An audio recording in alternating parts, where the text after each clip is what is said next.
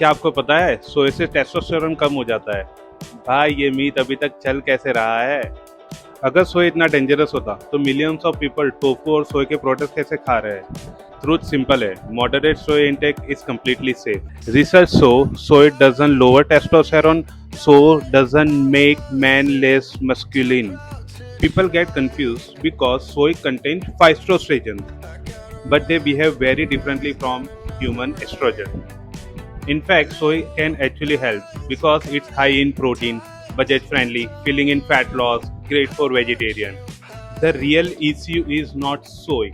It's poor sleep, stress, alcohol, junk food, and lack of exercises.